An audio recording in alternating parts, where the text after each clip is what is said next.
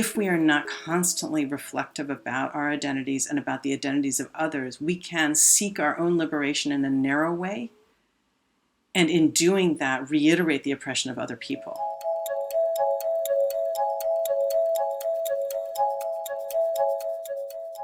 I think the identity maybe that is most obvious is I'm a woman, I'm white. Maybe not as visible is I'm a lesbian, I'm queer.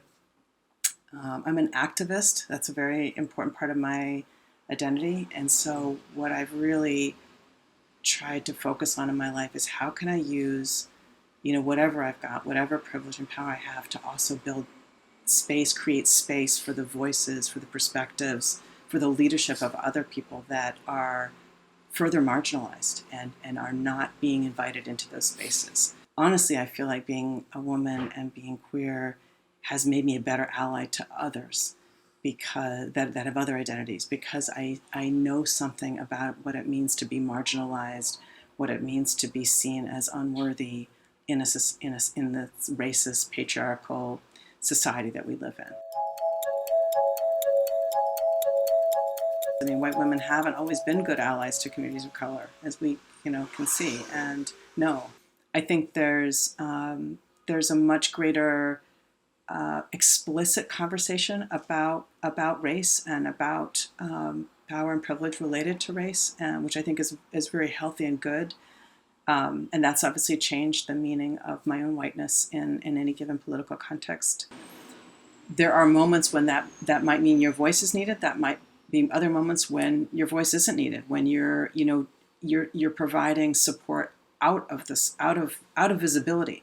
And so it's really trying to tune into what is the leadership of those struggles calling for, what's needed, and to be conscious of the tendency for any dominant identity to think it's more important than it is.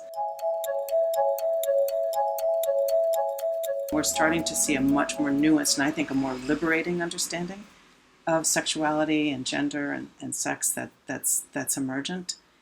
It requires us to go back to the roots of our own struggle. What is it about the gendering and the understandings of gender and sexuality that oppress women?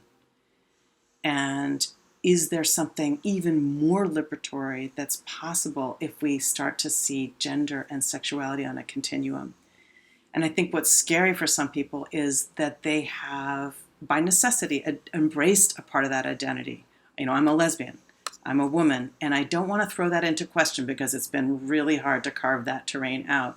But we can't look at trans women and not understand that their oppression, trans people, their oppression is linked to the same gender oppression that we face as women, that we face as LGBT people. And so, honestly, I think it's a moment where we have to kind of stop the knee-jerk politics, look at what's scaring us, and to think about a deeper political analysis, because ultimately the only people that gain by our being divided and our antagonism is those that would institute an incredibly rigid, conservative, fundamentalist idea of gender as a whole, which oppresses women, which oppresses LGBT people.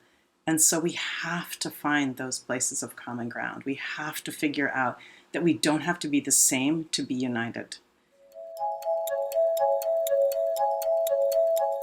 If you look at, sort of material online about intersectionality, it tends to focus on systems of oppression and how they intersect, that patriarchy and white supremacy and, colonialism and class structures, and the way that capitalism sets them up are oppressive, right? And we know that's true. That is true.